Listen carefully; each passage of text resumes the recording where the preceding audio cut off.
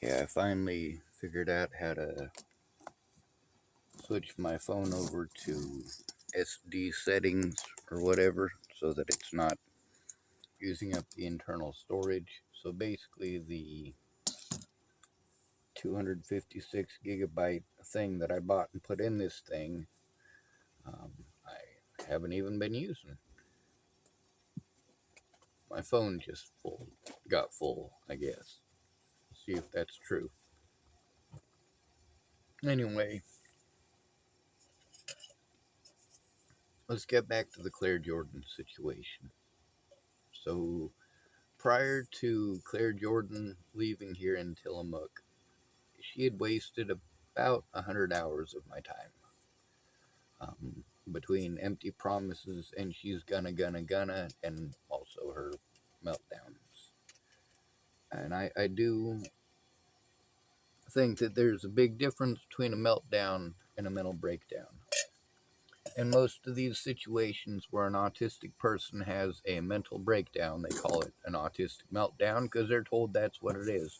Well, it's not that when other people do it, so it's not that when you do it. A meltdown is completely different from a mental breakdown. If you're having a mental breakdown, that's what's going on. So, Claire was apologetic and promised that she was going to help me and promised she was going to help me. And when she didn't, she promised she was going to make it up to me. And then she didn't. And then, of course, there's the whole therapy thing where she says that she's going to help me, and then she calls me up and she lays on all over problems. Not with the intent of turning it in, because I offer and she never does. She never wants to turn it in. She complains that she has nobody that helps her to turn it in, and then when I offer, she says she doesn't want to. Not that she's not able to, not that it would take a little bit of work, but that she doesn't want to. So when we get to talking about this fictional 9-year-old daughter who is sexually abused, or abused in any other way for that matter, and Claire is a good example of this. Most of the parents that I know are good examples of this. If your daughter, no matter what age, is molested, you're going to listen to her, you're going to believe her, and you're going to turn it into the police. That's what'll happen. Even that guy who's famous from the 1980s for shooting the man who raped his son. Well, even they got a hold of the police to make sure that little SOB was at least arrested. Now then there's the part where Claire, when she found out what had happened to her daughter, the first time she took her daughter to a mandatory reporter who is a therapist. The second time she took her daughter to a mandatory reporter who is an EMT and a relative. And she's not making any of the excuses that she makes with me. She's not telling her daughter, oh, well, the cops say that's hearsay, without even talking to the cops. No, what she's doing is making sure that the victim, her daughter, is heard. The problem is that mandatory reporters aren't just reporters of child abuse. There's also abuse against the elderly and abuse against the disabled. And both of those are against the law as well. Holy hell, that's fucking hot.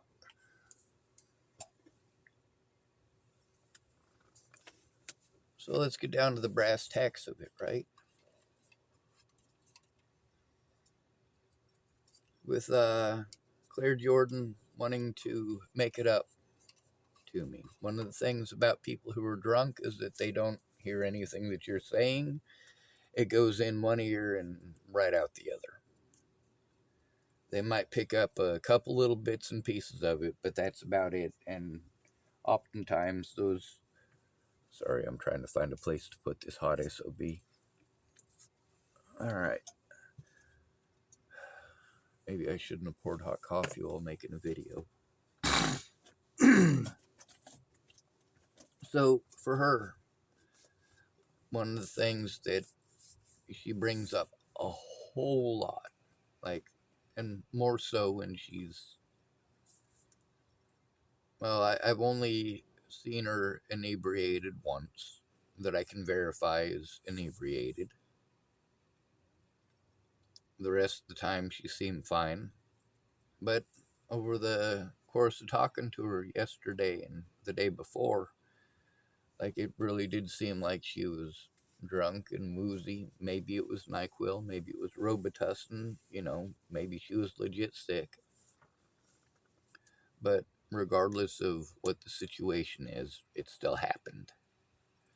Um, just like every other occasion, she wasn't prepared.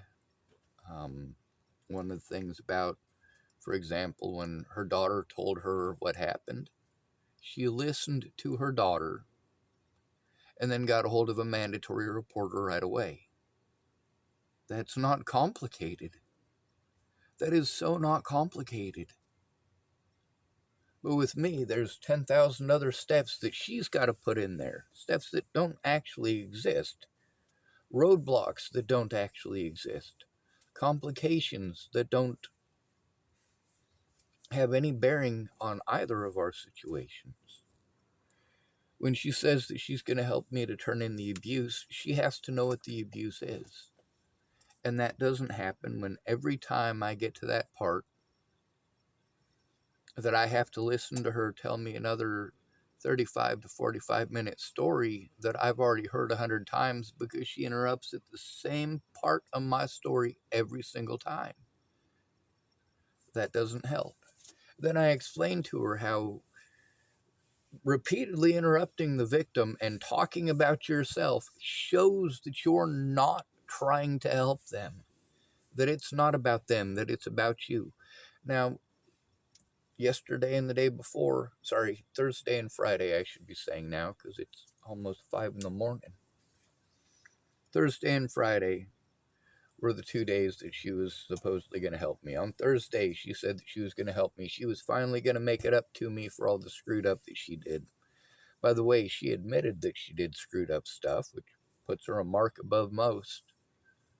Makes her more worth working with than most. She doesn't admit every mistake, but she admits some of them. She apologized for the stuff that she pulled when she left here. So Thursday we were supposed to work together, and on Thursday what ended up happening is she was sick, and she was slurring her speech as a result of whatever was going on. We had planned on, I was going to call her at 9 o'clock, and at 9 o'clock we were going to go over the evidence. She said that she was going to look at the evidence the night before so that there wouldn't be an issue. She'd be ready, but she didn't look through the evidence. So then I had to give her extra time to do that.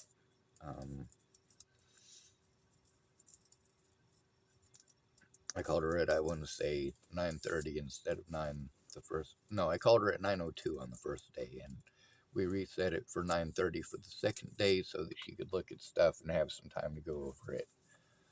So on Thursday, when she was going to spend the whole day helping me, she didn't actually spend the whole day helping me.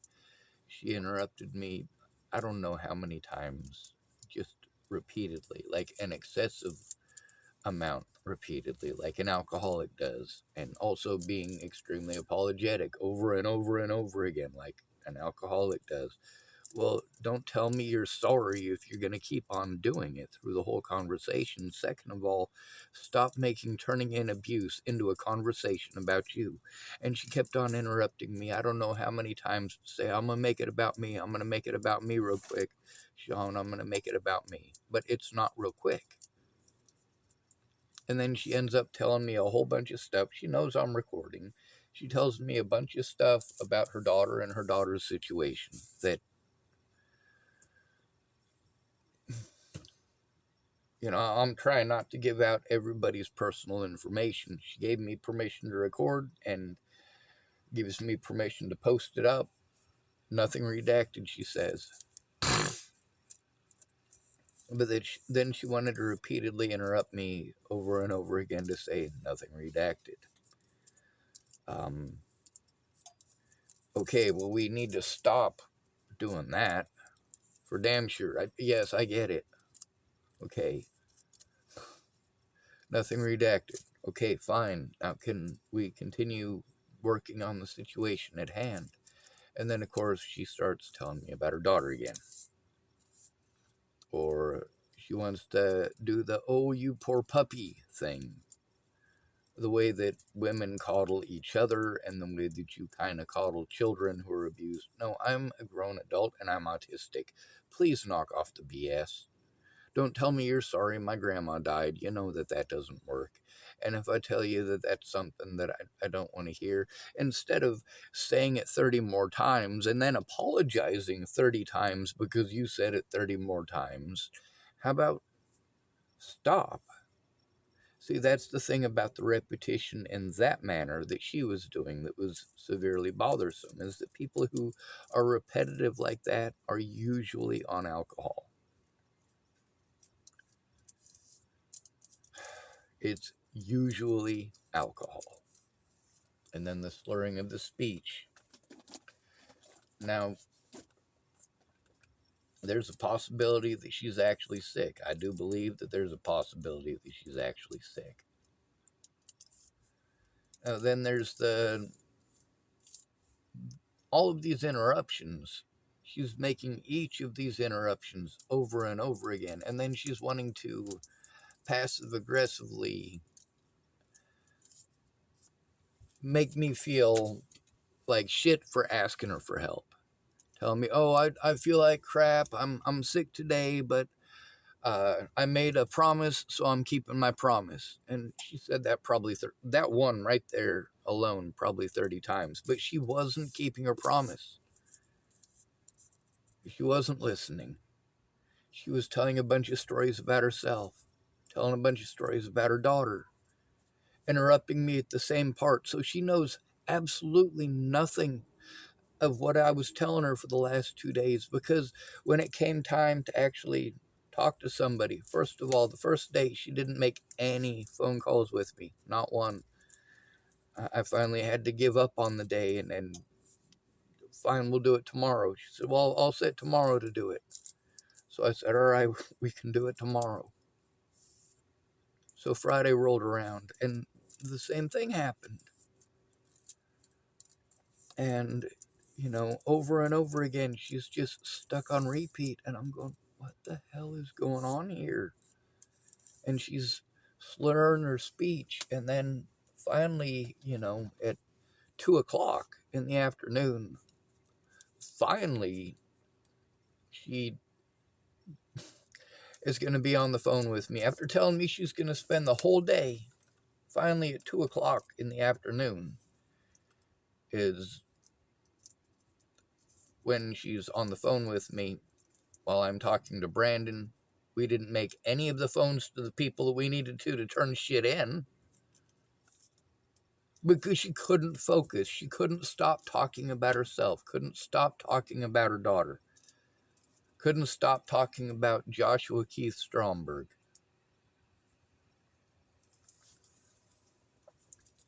And then, of course, instead of looking at evidence and verifying evidence with me, I know that she doesn't look at the evidence, or most of it, because, well, most of the time she tells me that she didn't. But even oftentimes when she tells me that she did, she doesn't remember anything at all. Or she'll tell me that she's going to, well, let's get these calls out of the way first and then I'll look at it. You need to know what's in that information when we make the calls.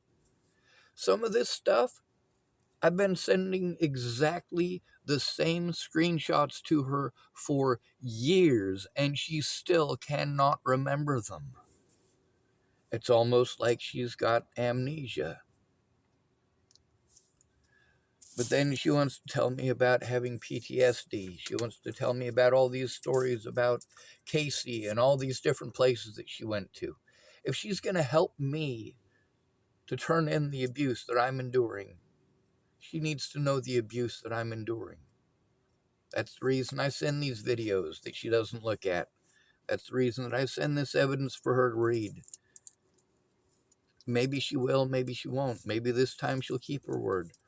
I mean, when she didn't keep her word on Friday, she claimed that she was going to help me on Saturday to set up the whatever it is so I could talk to those people from the villain's crime or whatever they call themselves. But she didn't answer today. And of course, yesterday with the slurring of the speech and the stuck on repeat, and this has been her MO from the start. Did she, when her daughter said that she was abused, did Claire start talking about herself and all of the abuse that she's had to go through and talk about herself nonstop and say, oh, well, I don't really have the time, but I made the promise, so I'm spending the time. Like, when you're interrupting somebody repeatedly to say that, you're trying to make them feel like shit because you're finally keeping your word after wasting a lot of that person's time, a lot of that person's resources, after that person invested so much time in sending you evidence you're not even looking at.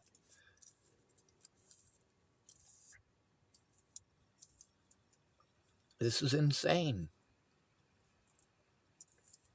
But she's the closest that I got. I mean, there's one guy here in town who's severely schizophrenic, talks to aliens, and has, I want to say, he either said beetles or cockroaches that he has crawling underneath his skin, and he tries to show them to people. And that guy offered to go in with me.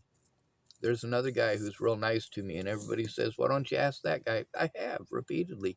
He always gives me a non-committal answer. And one of those non-committal answers is if I can get my memory to work well enough.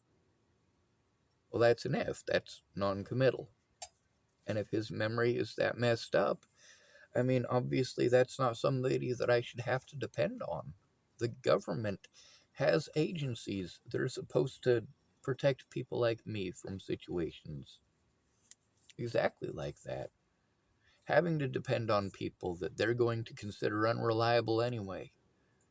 For example, having to go to Shelley, who's a felon and apparently a heroin addict, and she's supposed to be this peer support worker.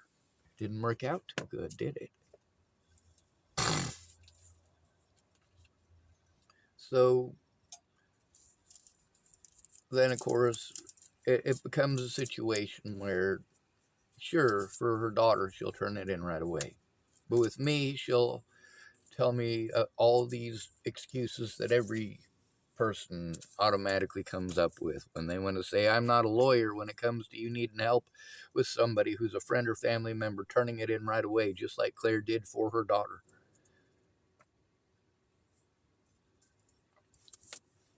And she's got some pretty wrong ideas about the situation too, but she's paranoid. Like, for example, she's paranoid of going in with her daughter as a victim because she's afraid that they might accuse her of coaching her daughter, or that her daughter might be afraid to be completely honest in front of her own mother. I can understand that. Natalie Bollinger wasn't honest with her own mother. Neither was Alicia Bollinger. But the situation with Claire is that it's been ongoing for a very long time. And, one of the other things is when I start telling my story, she will stop and interrupt me and do this whole I'm crying thing. Oh, Sean, I can't. I'm crying. I'm having an autistic this and that and the other. Well, okay. Okay.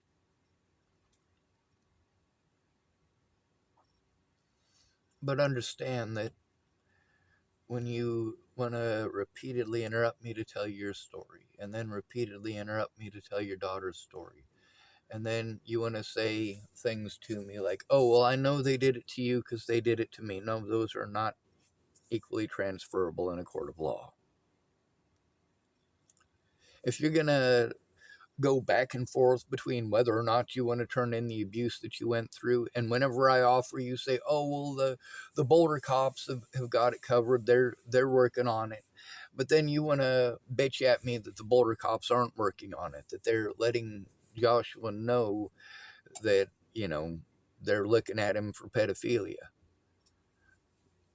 But the police called him and let him know, or, informed him of it. So she's complaining to me that Boulder police did this almost 2 years ago, over 2 years ago now. And then, of course, she's telling me more recently, she had to get off the phone because the investigators were finally calling her back. Or she calls me and she wants to tell me the good news, or, she wants to dump all of her problems on somebody like I'm her therapist. And she doesn't answer most of the time when it's a planned call. But I answer whenever she calls. I need actual help. She just needs somebody to complain at.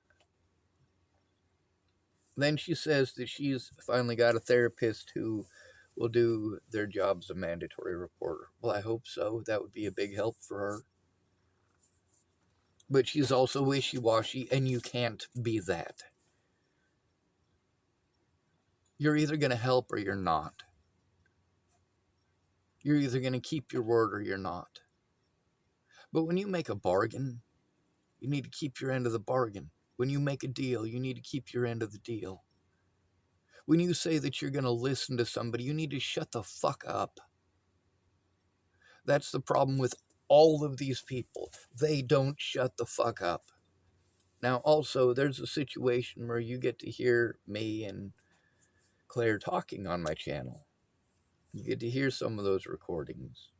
And that's a conversation for her and I. That's what it's always going to become if I try to get heard as a victim. If she tries to get heard as a victim and wants to turn it in, I will give her my undivided attention. But I need her to shut the fuck up about her personal shit. If she's telling me that that personal shit is her excuse for not keeping her word, yes, it goes on fucking YouTube. Because those are circumstances beyond my control. I am dependent on others, and if those others don't keep their word, well, I'm not them. I can't force them to keep their word. I can't force somebody to stay sober when they claim that they're going to help me. Now, let me give you another example.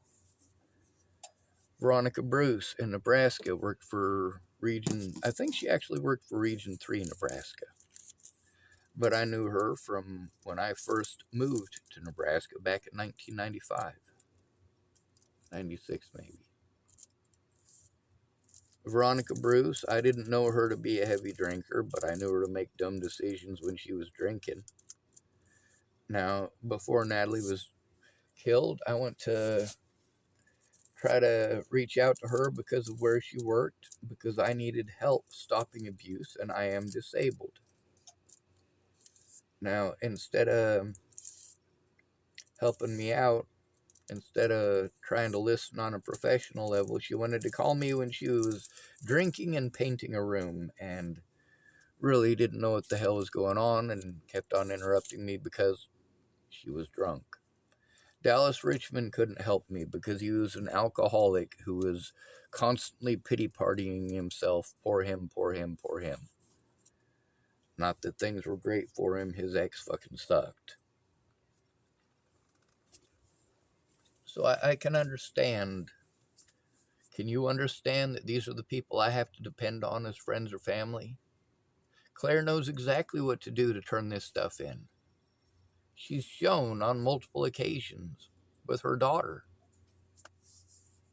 She knows exactly how to turn it in. But that's the abuse for her daughter.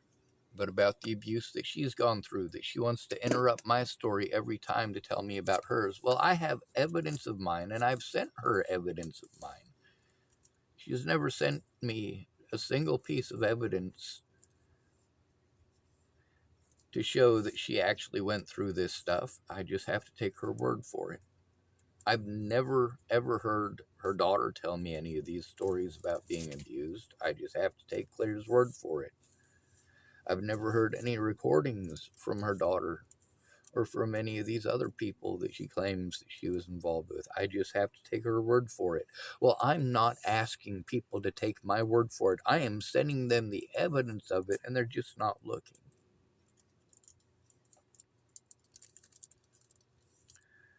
Her idea of looking at evidence, it always, every single time, revolves around to her saying, oh, well, Sean, I'm going to, they did it to me, so I know that they did it to you. No, no, no, no, no. That's not what I need. If there's a video of somebody physically assaulting me, I need you to look at the video. Does that fucking video exist, or is it a goddamn delusion? Okay, stop being fucking stupid about this. You're not mentally goddamn retarded. The other thing is, as soon as I was in there talking to Brandon, what was the major issue I had to deal with? Well, she wanted to claim after the fact that the reason that she kept interrupting and talking to me like I'm mentally fucking retarded is because she was trying to put Brandon, the peer support worker at CARE, at ease. That she somehow felt psychically, apparently, through the telephone, something that didn't exist. She thought that she could hear him clicking on the computer and that it meant that he was frustrated. And no, there was no fucking computer being touched in that goddamn room. We were using pens. And yes, when you touch a pen to something, especially a hard surface, sure, you got a piece of paper in between, but it still makes a sound. It still makes a sound. And I've got my telephone sitting on that table, so of course any tap that's there is going to be even louder. But how does talking to me like I'm a fucking retard that doesn't understand the most simple concepts, how is that helpful to me? Or when she just perceives out of nowhere, like at this point, I am wondering if she is schizophrenic. That is what I am wondering. I am wondering if she has delusions about these people that don't actually exist. I wonder if Joshua Keith Stromberg actually exists. I've never met the guy. I don't know what he looks like. What I do know is that when she told me that he had done horrible things to her daughter, I tried to turn it in right away. Immediately. I did the right thing. People tell me, Sean, you should be the person that you needed as a child. Well, I absolutely am. I needed somebody that isn't a fucking selfish bitch. And by bitch, I am talking specifically about the prison version, not the dog version, and not the girl who wouldn't touch your nays version.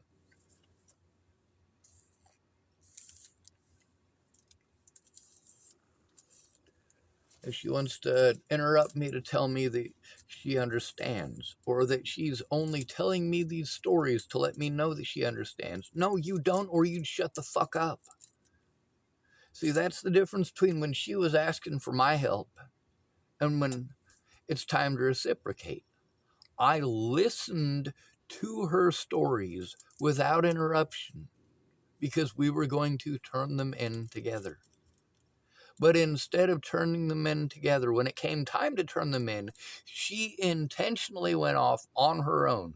For all I know, she was off doing drugs. But she claimed that she was trying to do this stuff that she needed my help with.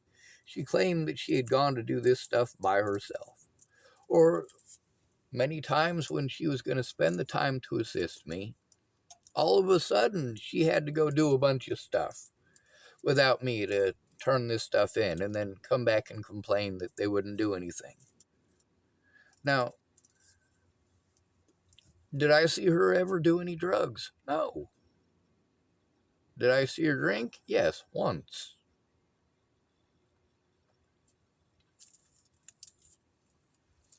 But the thing is,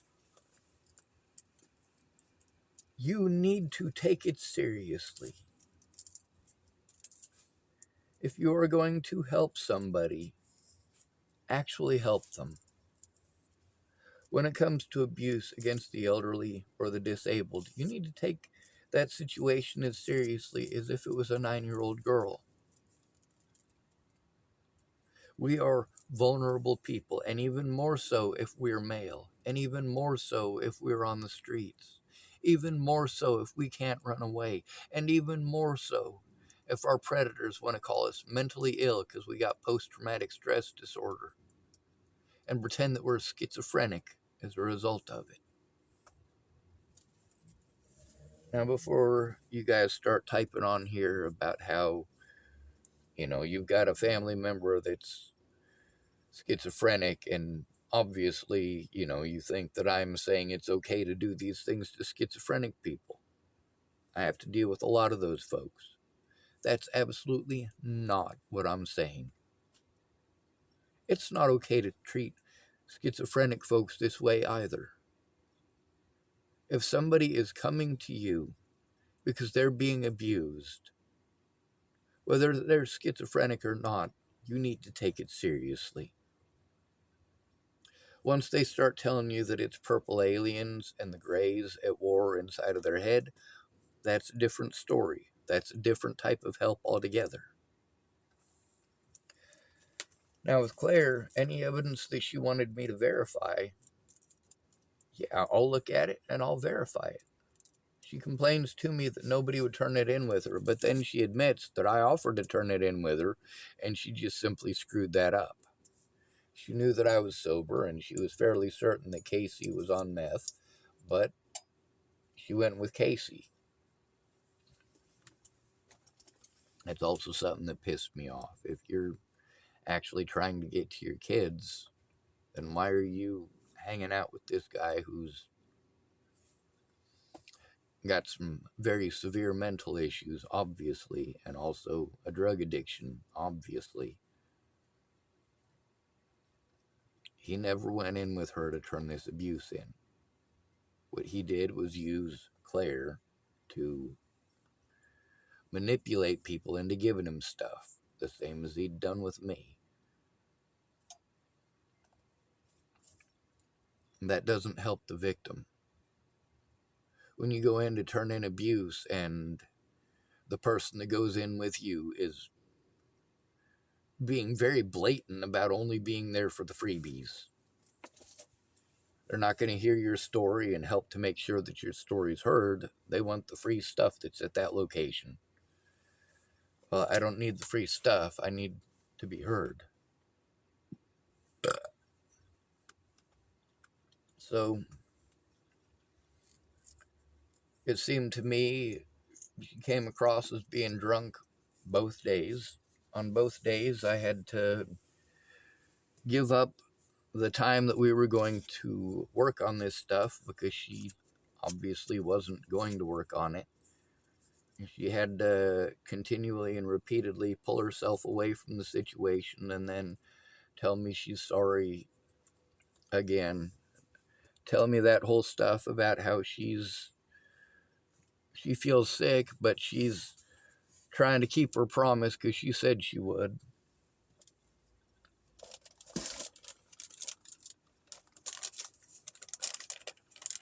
But she doesn't know anything. I know most of her stories inside and out, and the parts where they changed. Where she told a different story about the same people in the same situation more than once. Yeah, I remember that stuff.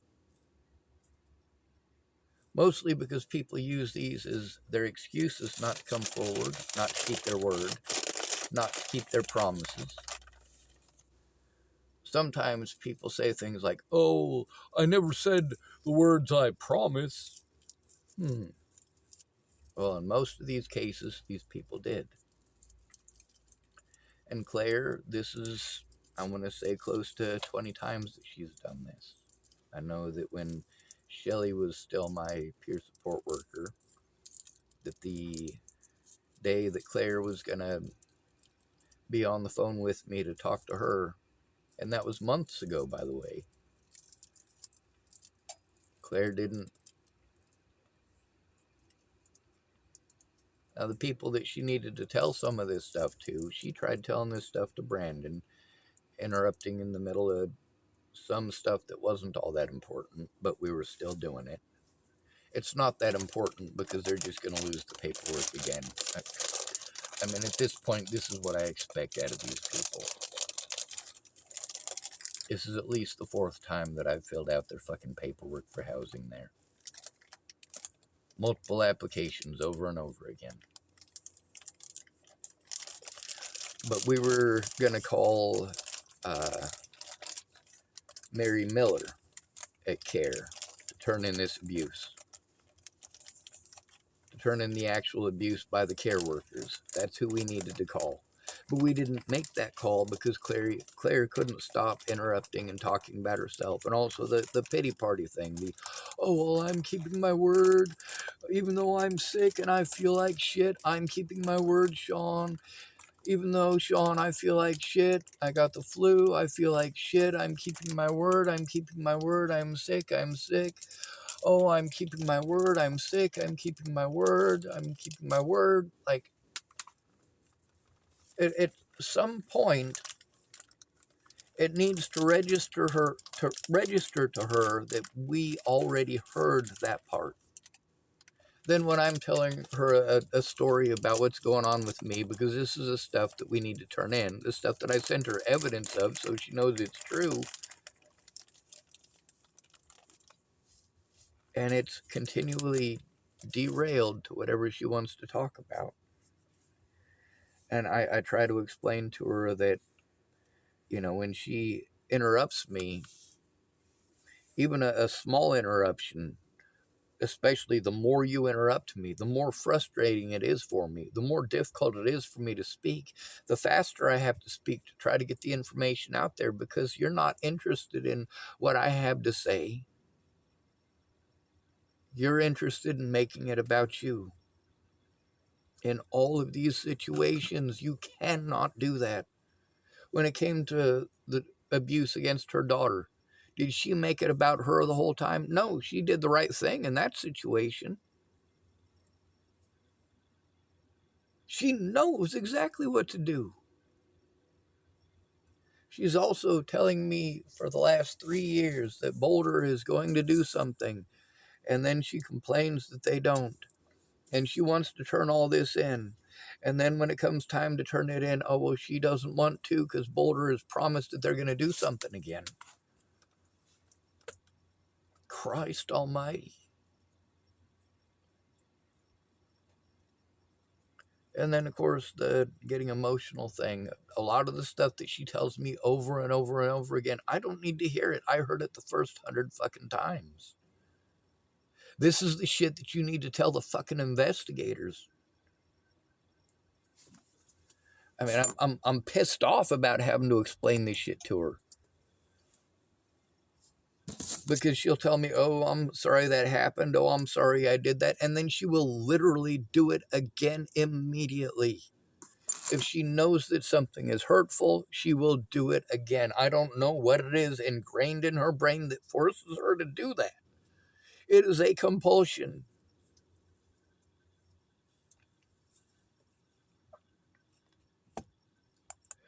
Having to tell her, you already told me that story twice today.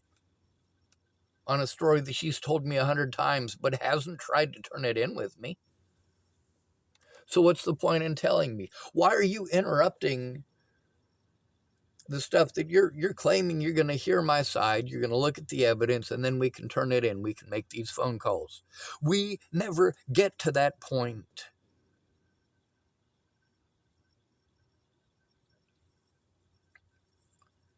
I listen to her stories without interrupting, but she can't listen to mine. Well, now we're at the point, and I did let her know too.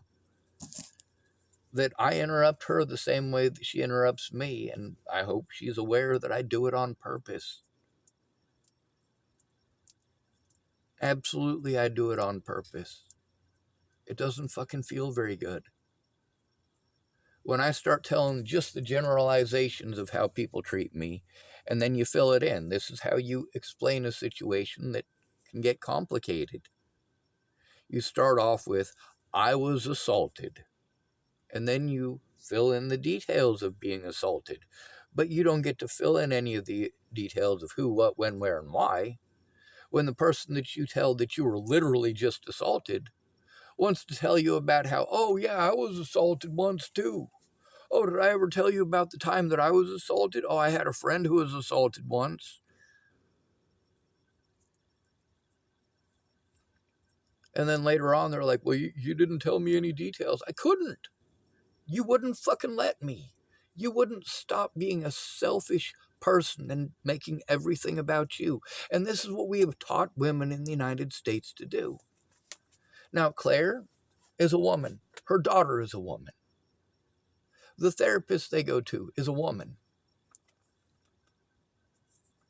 Women will work together to help a woman victim, even if she's not actually a victim. Kind of like BLM. We'll do the same thing for a black victim. But then we're expected to turn a blind eye when the victim is white. When black people beat on a white person, we're supposed to ignore it. Just so you know, the majority of crimes committed from one race to another are committed by black people, specifically towards white people. Not that anyone wants to hear that. Now, despite that, I still stick up for minorities because not every minority is doing that. Just because one white person is a rapist doesn't make every white person a rapist. Just because one Jew decided to rape somebody doesn't make every Jew a rapist. Just because one black person rapes somebody doesn't make every black person a rapist.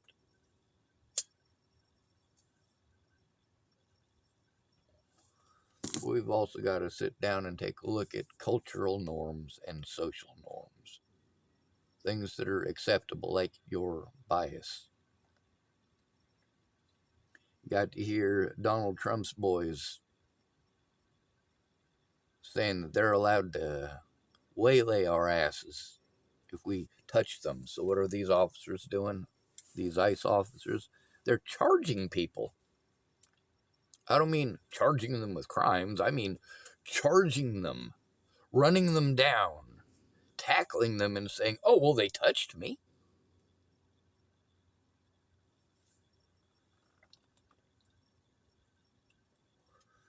So the situation with Claire, through all of this time, she says that she's going to stop doing that. She's going to stop interrupting me over and over again. She's going to listen to my story.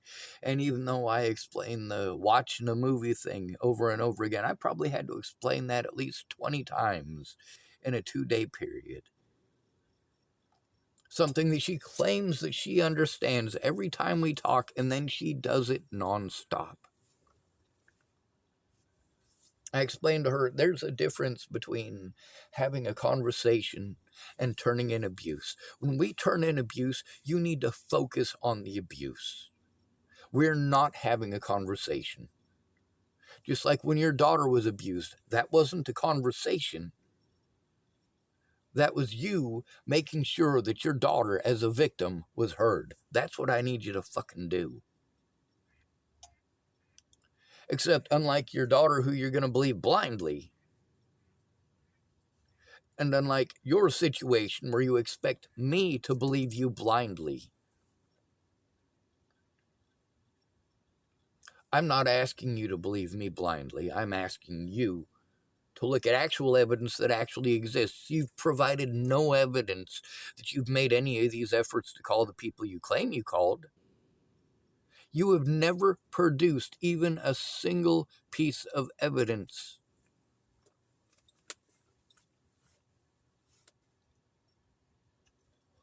And this is the help that I get. And she is representative of nearly all of the women who have offered to help me. Most of them have only made time if they're on alcohol or drugs. And even then, they probably will just make it about themselves. That time in the mountains, she was definitely on alcohol. There's the constant illnesses that women seem to always get when you set up an appointment and a schedule for them to reciprocate. Oh, sure, they'll volunteer to help you if you help them.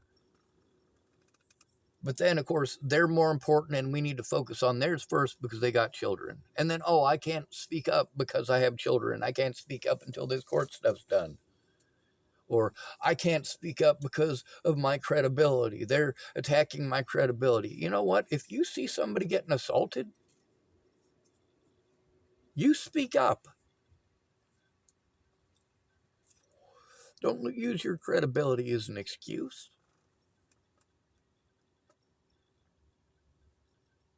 Ted Bollinger, all the stuff that Claire wants to use as excuses why her credibility isn't good enough. Ted Bollinger is 100 times worse than that. His record is way fucking worse than they listen to him. Same thing with Natalie Bollinger. Same thing with Alicia Bollinger. You know, most of the people who offered to help me that ended up being predatory towards me, I got to find out most of these people have a history of child abuse themselves.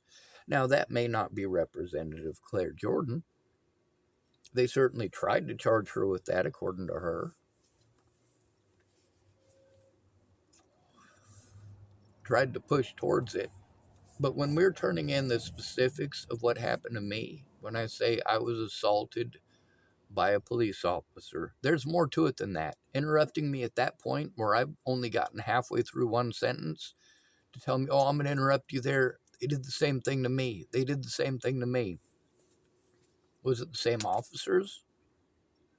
Oh, we're not going to be able to know that because she can't remember exactly which officer it was.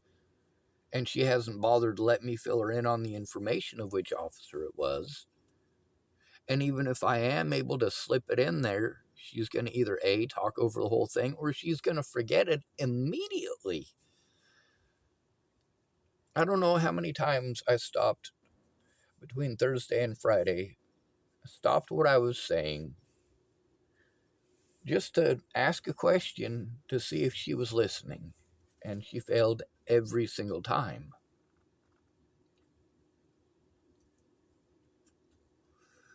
And then, of course, pushing my IQ test in the situation where I had to talk to Brandon, that's not helpful.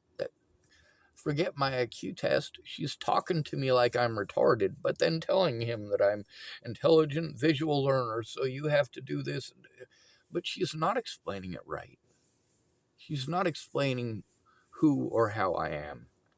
She's explaining her assumption of it because she can't remember any of the information. Now, maybe that might be because of PTSD. It might be because of all the stuff that she's got going on. But at the same time, she's screwed me over so many times by not keeping her word, by procrastinating, by claiming that she's gonna. And it's not like I have anybody else that I can ask.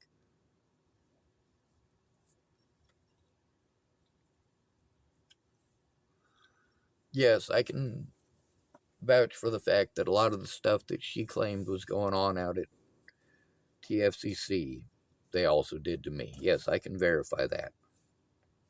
I can verify that they did it to me anyway. I can even verify with video and audio evidence. Something that she has not done. She's claimed. But the thing is, I can't take your claims into court. There's a word that she kept on wanting to use.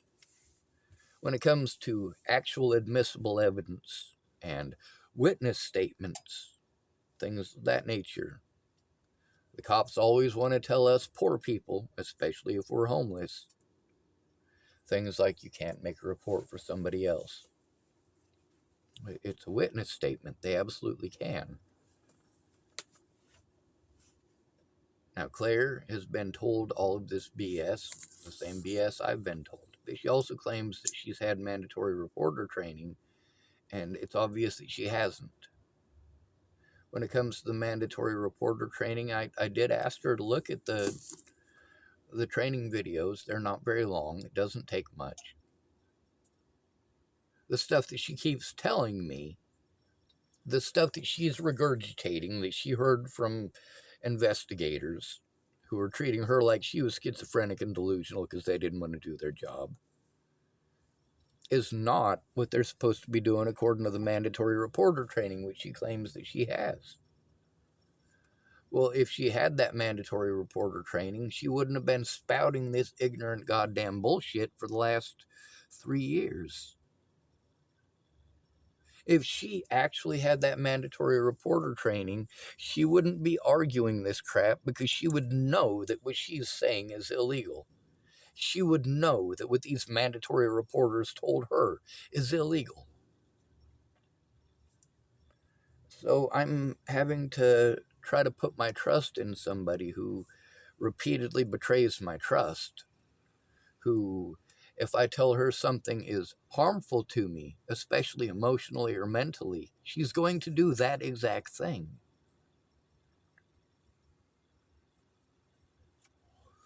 And then apologizing about it 100 times. It doesn't matter how many times you apologize. Now, I've been speaking for 51 minutes on this, saying the same things on rotation,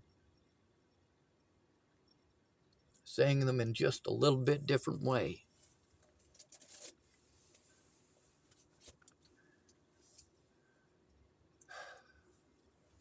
But it doesn't get me a friend or family member.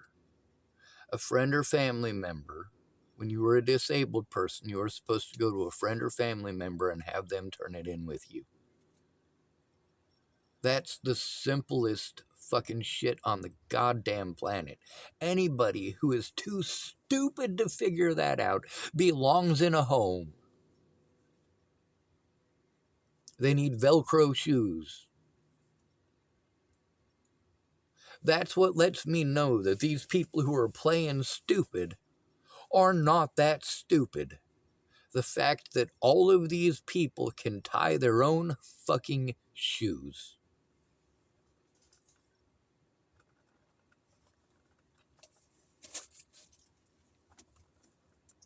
If you can tie your own shoes, then you are not that stupid. Kind of like if you can put a badge on and carry around a gun and claim to be a police officer, but you go out of your way to play stupid when it comes to the law, to send victims around in circles because you're too fucking lazy to do your job. But Claire doesn't make the connection that she's doing exactly the same thing.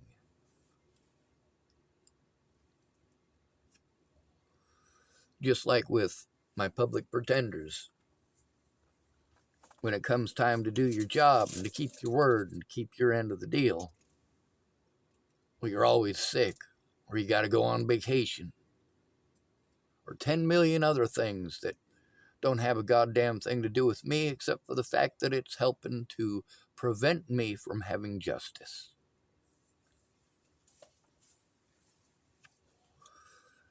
Now, the people that Claire claims that she called and spoke with, she needs to make the statement about that. If I make the statement for her, it's hearsay. But she pretends that everything is hearsay. Well, that's what cops and all these other agencies, and this is covered in the mandatory reporter crap. This is what these cops and other agencies will tell you when they don't want to do their job. When they want you to come back to TFCC or to CARE over and over again and fill out another piece of paper every time you go in so they can send that piece of paper into the government and say, give us more money. Oh, by the way, they call themselves a nonprofit, but then they say that they're social workers. And meanwhile, I'm having to deal with somebody who's making claims that are obviously not true.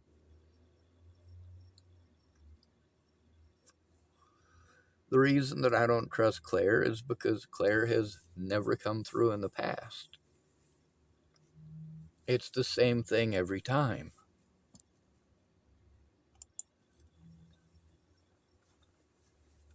Instead of hearing my side and looking at the evidence and helping to turn it in right away, it's been 3 years of her promising to do so. And instead of following through and keeping her word, she literally does all of the things that she knows are going to hurt me. And meanwhile, I don't threaten to perform any sort of physical harm against her or her family. And I won't. That's not what this is about. This is about her being a white girl, getting much privilege because of it.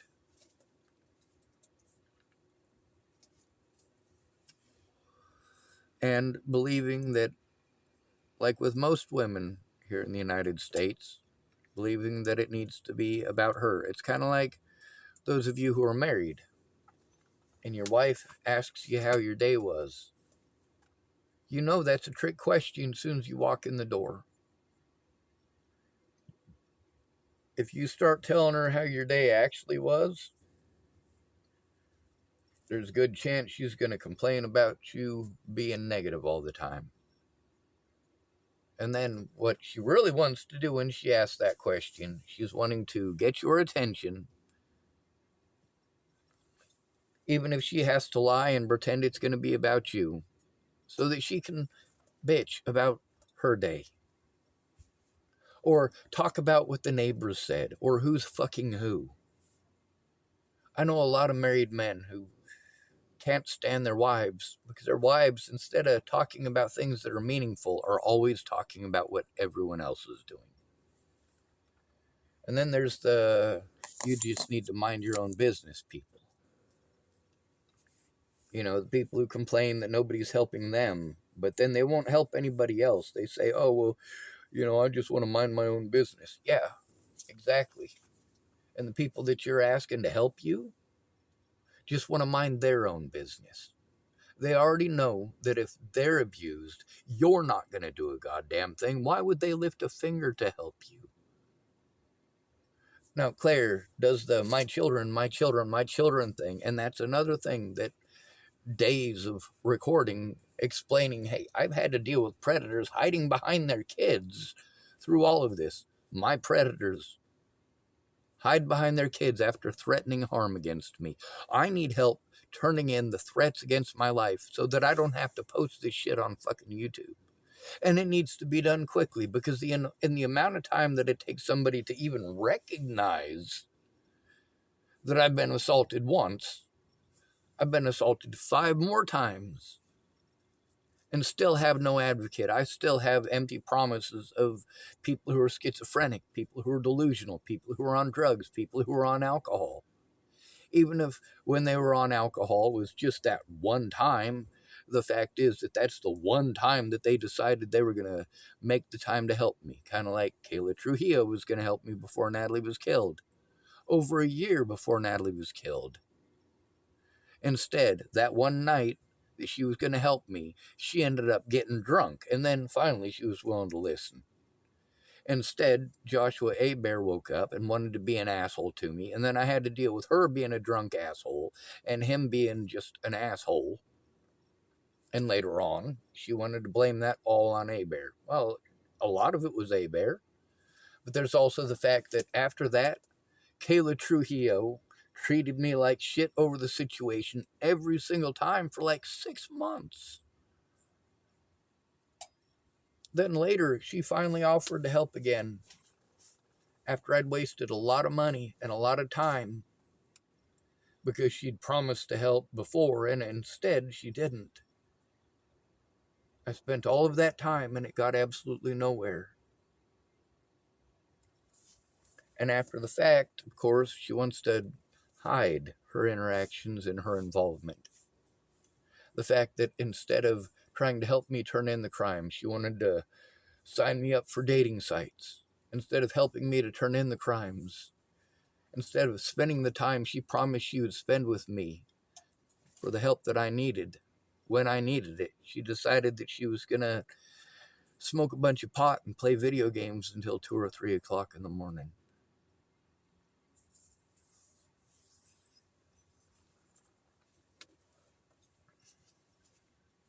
So yeah, this is a really long video. It's over an hour long. It's going to take a while for it to download onto the internet to put on YouTube. If I'm able to actually access it from YouTube, because this video is being recorded on my 256 gigabyte SD card that's in the phone.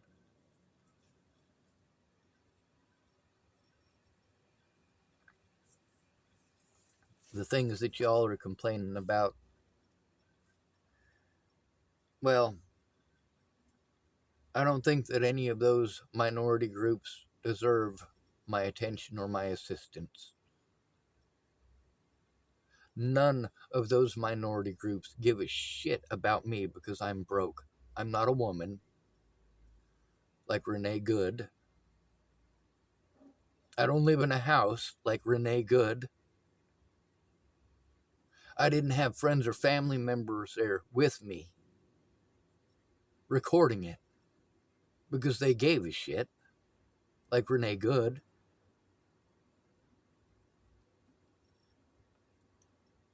Meanwhile, I'm having to depend on people that are never going to help me. They're never going to help me. Claire says that she'll try again on Monday, and I explained to her they're not open on Monday. She said, oh, well, I'll try again on Tuesday. Can we expect anything different out of Claire? Is this going to be the magical rainbow with a pot of gold at the end where Claire actually keeps her word? Is it going to be the one time that she pays attention, listens to understand, looks at evidence? Or is it going to be another time where she's going to selfishly make it about her? And if she doesn't feel like she's getting enough her time in the conversation, then she'll make it about her daughter.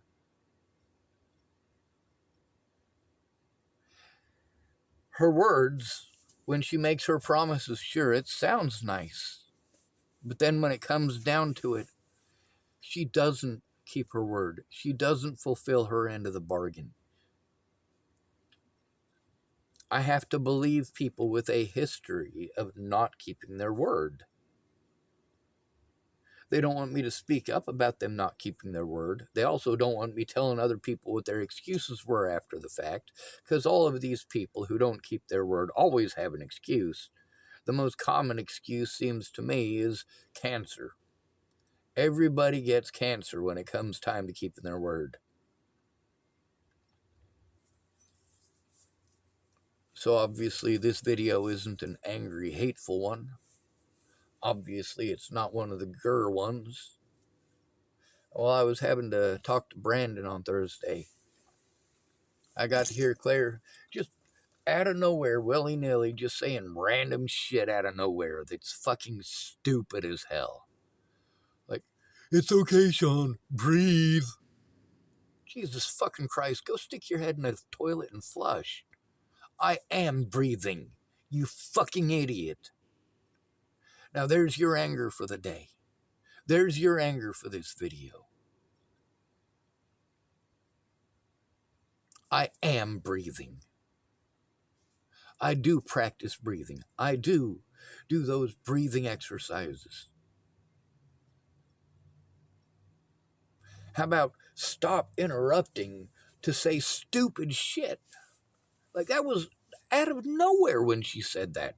There was literally no reason for her to say it.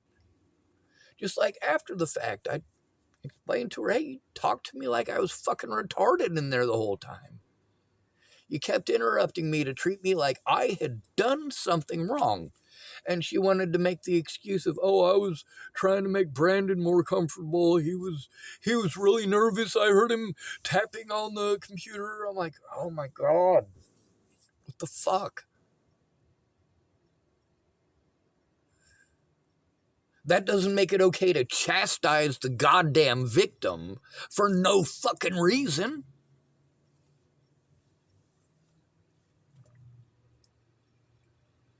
It's obvious Claire knows how to turn in abuse. It's obvious that everything that she told me about hearsay and all this other excuse bullshit is just bullshit. She knows exactly how to turn it in. She's shown that with her daughter on multiple occasions. Well, if people are helping you with your daughter's stuff, and you don't need my help turning in your daughter's stuff, stop telling me about your daughter's stuff. Stop interrupting me to retell the same story at the same part over and over and over again, because you can waste over an hour of time getting nothing accomplished. Now, can I tell any of this stuff to Claire? I've said all of this stuff to Claire since 2023. I've been repeating this stuff to Claire that she claims that she understands, and then she does it immediately again. And then I have to start over. This is how I expect people with long-term drug use to act. Not autistic people, especially not high-functioning and highly intelligent autistic people.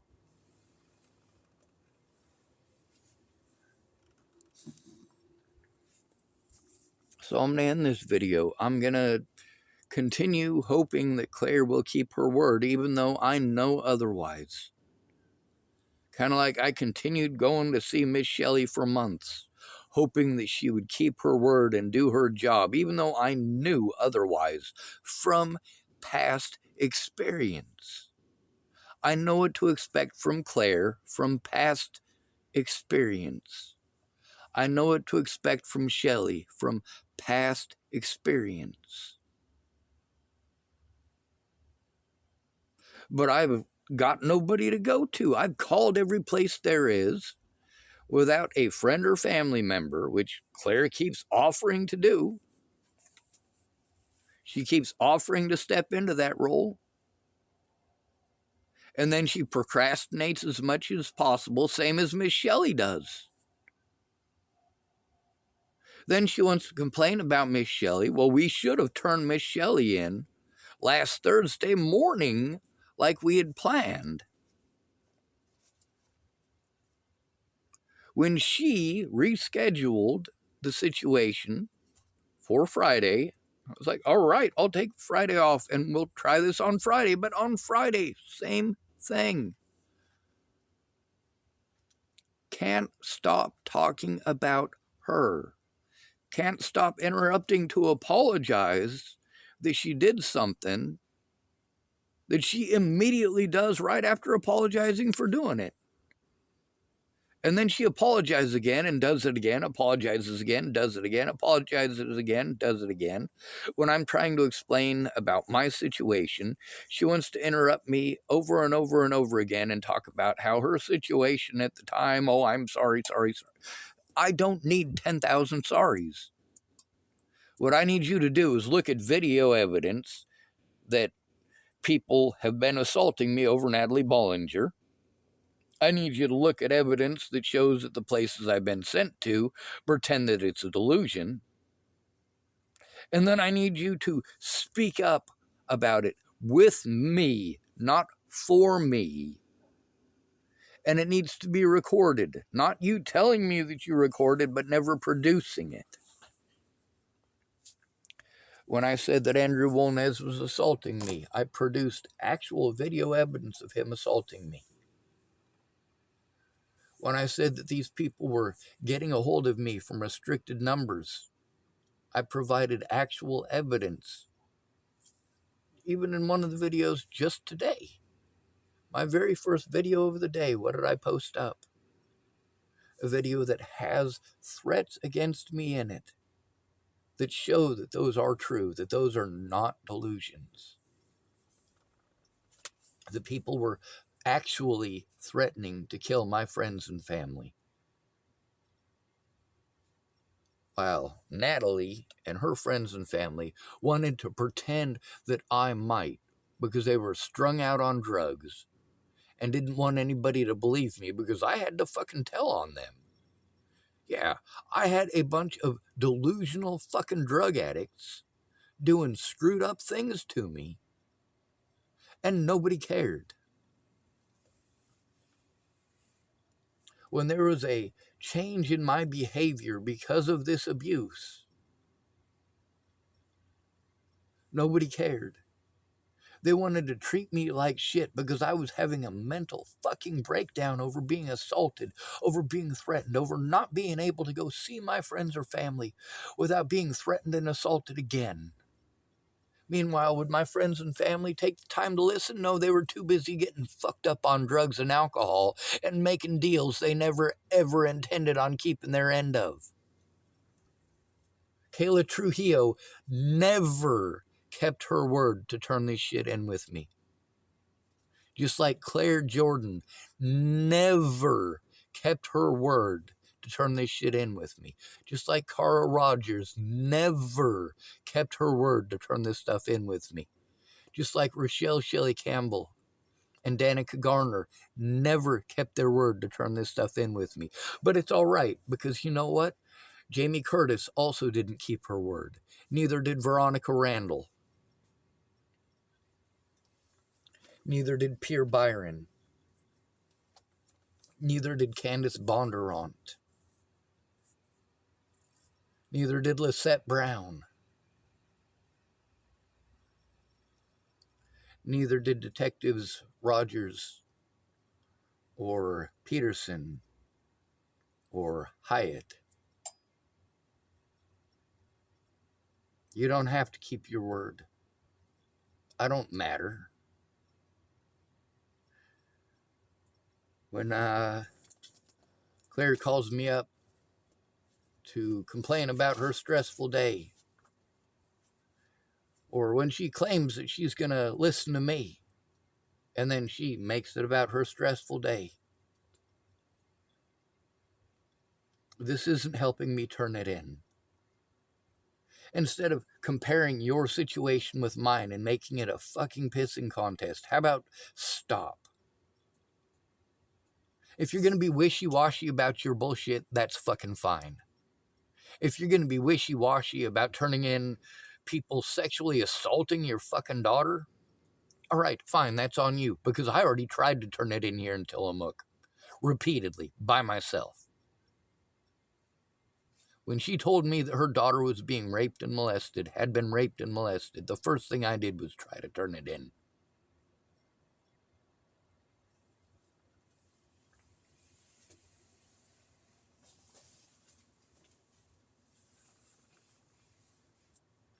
I shouldn't have to speak up about this stuff in public. There comes a point when your reasons are just excuses. If you're not going to help somebody, don't promise to.